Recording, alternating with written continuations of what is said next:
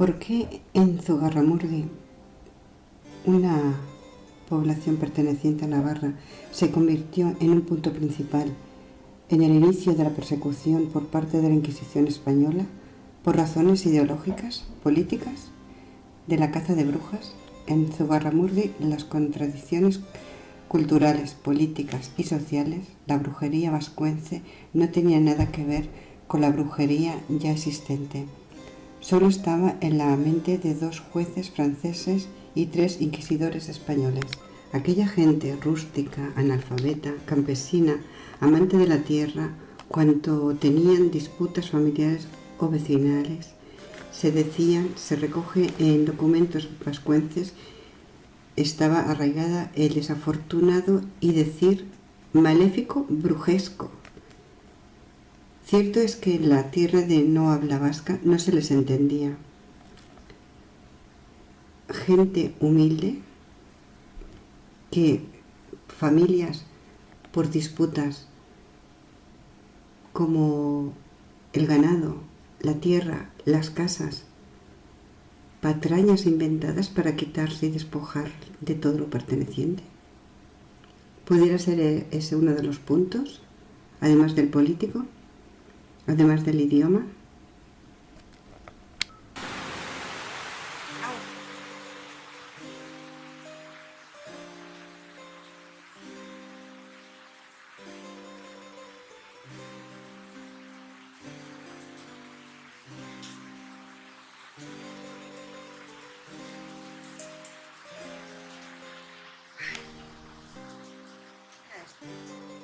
No me sigue, se queda ahí fuera. Juan. Bonito.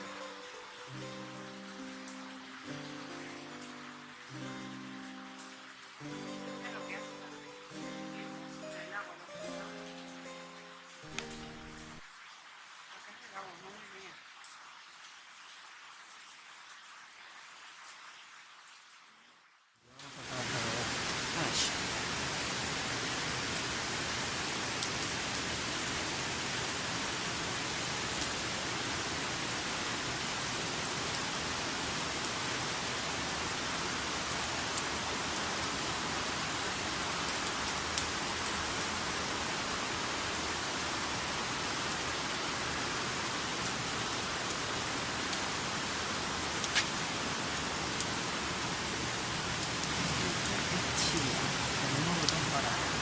Ya.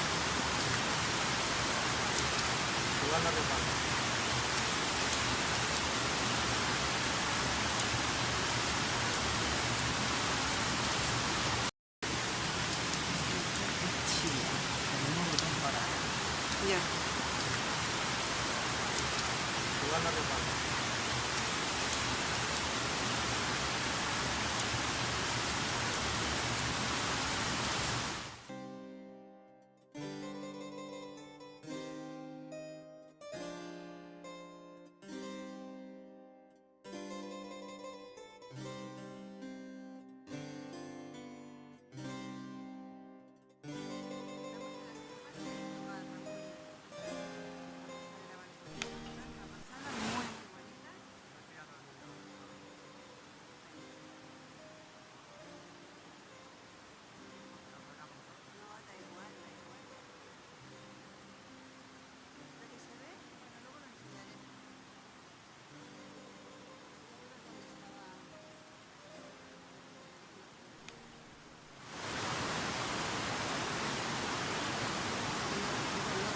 Estaba saliendo ahora la cueva de la Telaza.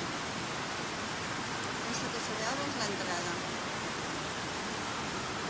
Esta es la cueva grande. Hemos estado en la chiquitina.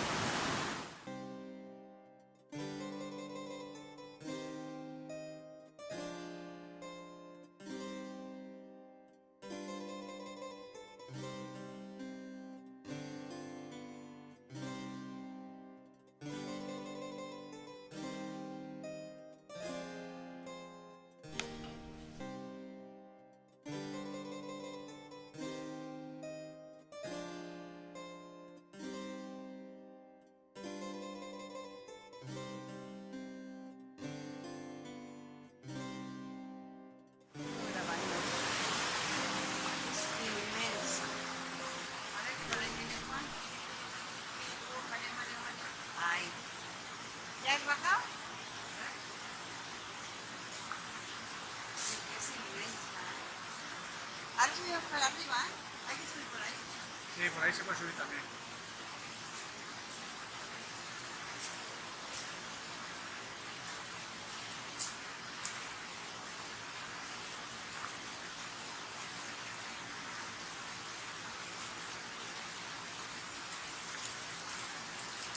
Ya, ya, visto que trae agua, ya me vengo para acá.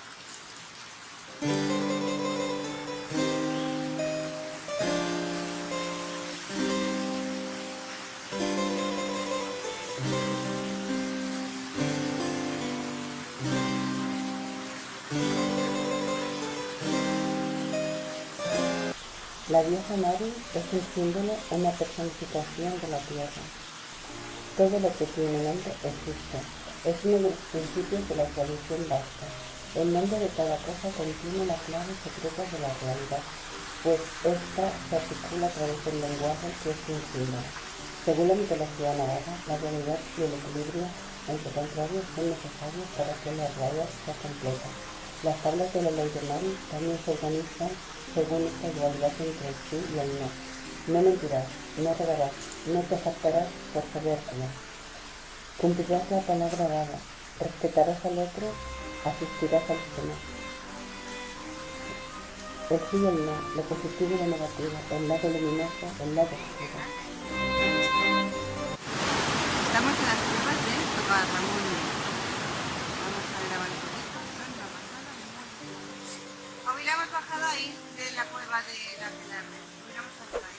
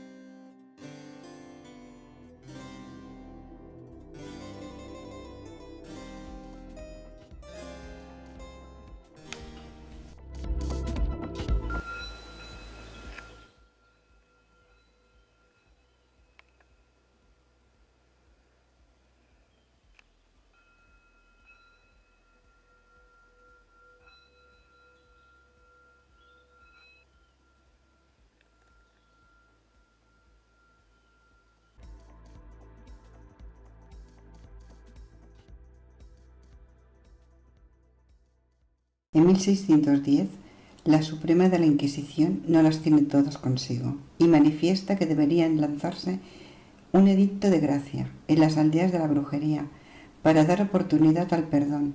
Los tres inquisidores de Logroño piensan que este recurso de gracia debe emplearse una vez haya habido un proceso ejemplar que culmine en un auto de fe público.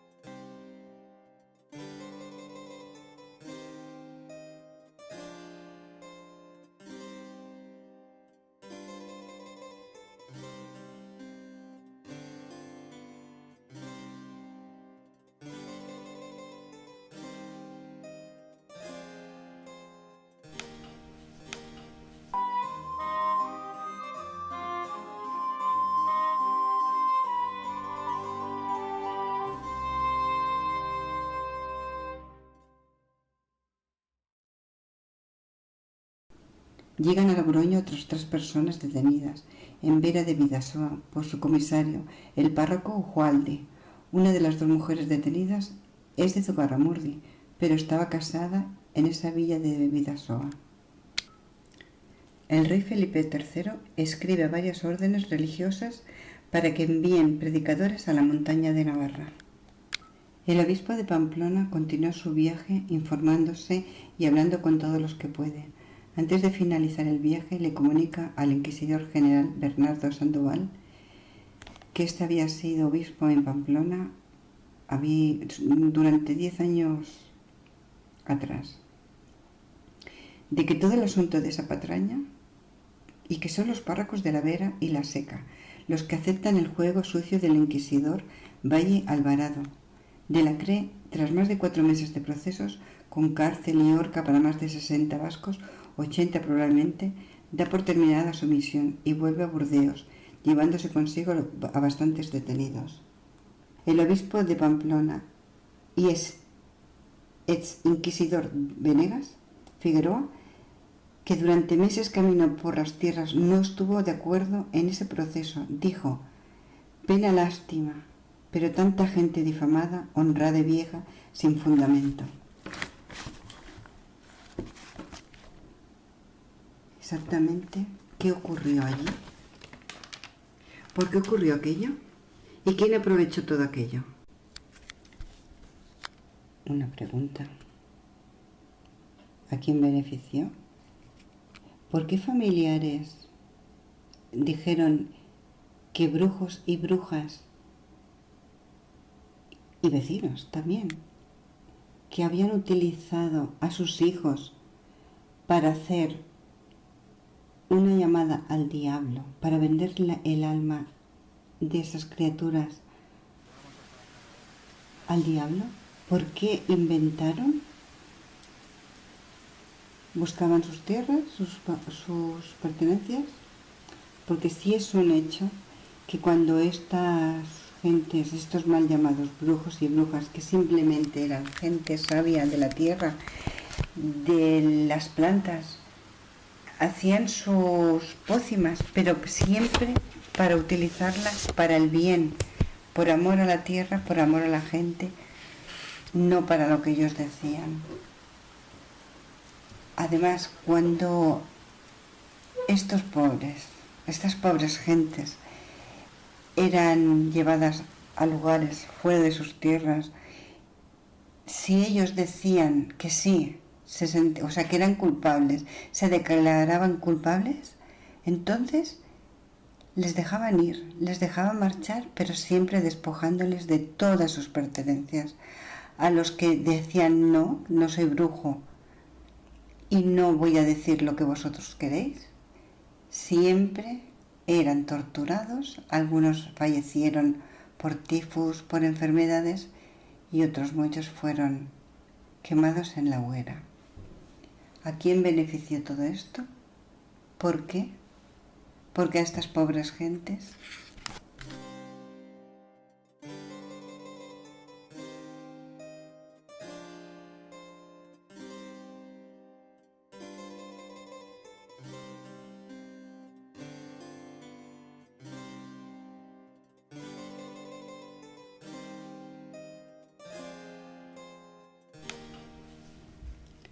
Acerca del origen de la palabra sorgin, brujo o bruja en euskera, encontramos 2 versiones. Sorgin, sorce, nacer o crear, egin, hacer, la que hace nacer, es decir, la partera. Otros prefieren zorte, suerte, egin, hacer, adivinador del futuro, clarividente, oráculo. Pero al igual que la regata del infierno, ha desgastado la roca. El uso ha desgastado el significado de la palabra sorgin. Nos ha llegado una leyenda de brujas y no la verdad intrínseca, historias de brujas y no la historia. A comienzos del siglo XVII, el modo de vida de Zugarramurdi estaba ligado a la tierra y en consecuencia también lo estaba la sabiduría, las costumbres, el mundo mágico, principalmente pagano. Aquellas personas llamadas sorgin eran las que poseían un profundo conocimiento de la naturaleza, las plantas y las hierbas medicinales. Algunos hombres, la gran mayoría mujeres, también sabían de fertilidad, la reproducción, el parto y los anticonceptivos de la época. El lugar para sus fiestas, rituales, sagrados o ceremonias era la cueva, que representaba las entrañas de la madre tierra, o Amar-Lur. La tierra era la señora de la mitología y la dueña de la vida, de la gente de aquella época. Sin embargo, el dueño y señor de la tierra era Fray León de Araníbar, el abad del monasterio de Urdash. Los campesinos eran sus inquilinos y arrendatarios. A él debían pagarles rentas. A esta gente que vivía tan apegada a la tierra, la Iglesia Católica les obligó a mirar hacia el cielo. El abad de Urdash, confidente de la Inquisición, denunció que en Zugarramurdi había brujas y en su búsqueda enviaron a Valle Alvarado, representante del Santo Oficio, desde Logroño hasta la localidad. La Inquisición no veía con buenos ojos aquella sociedad de costumbres diferentes, creencias y sabiduría diferentes, que además hablaban una lengua diferente. La incomprensión y la ansiedad de dominación transformó aquellos rituales y fiestas en aquelarres, los cánticos en conjuros, las palabras en sortilegios y las creencias paganas en magia negra. El poder propagó el miedo la sospecha el silencio, y el silencio acrecentó el poder del que ya poderoso. Esas personas de fama oscura empezaron a ser señaladas en tiempos de epidemias, hambre y sequías. Esta atmósfera atemorizadora era el terreno más fértil para la siembra del peor de los rumores. Cualquiera podía ser sospechoso, cualquiera podía ser brujo o bruja. Los lugareños se espiaban entre ellos, muchos denunciaron a sus propios vecinos. La Inquisición apresó 300 personas en Zugarramurdi y los alrededores, jóvenes y viejos, mujeres y hombres. De ellos, 40 fueron trasladados para ser juzgados en el proceso de Logroño de 1610. Entre otros delitos, se les acusaba de negar el cristianismo, de practicar orgías sexuales, de tener como Dios al diablo, de crear posiciones e incluso tormentas en el mar. De entre estos acusados, 11 fueron quemados, 6 en carne y hueso, junto con las imágenes de los otros 5, y habían muerto en prisión aquejados de diversas enfermedades. 18 aceptaron los cargos que se le imputaban y fueron absueltos. El resto sufrió penas de cárcel y el desposeimiento de todos sus bienes. No solo Zugarramurdi sufrió una cacería de brujas, sino que éstas se convirtieron en una gran cruzada que se propagó por toda Europa, con el objetivo de asentar la hegemonía de un conocimiento y una religión. Desde la esencia de la palabra Sorgin todavía hay mucho que contar, pasando por encima de las espinas de la historia oficial y por debajo de todas las escobas voladoras de los cuentos infantiles.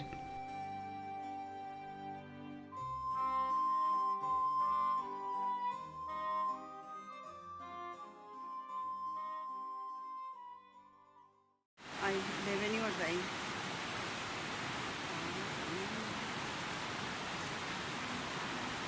La hace mejor, ¿Qué? la hace mejor sin plástico.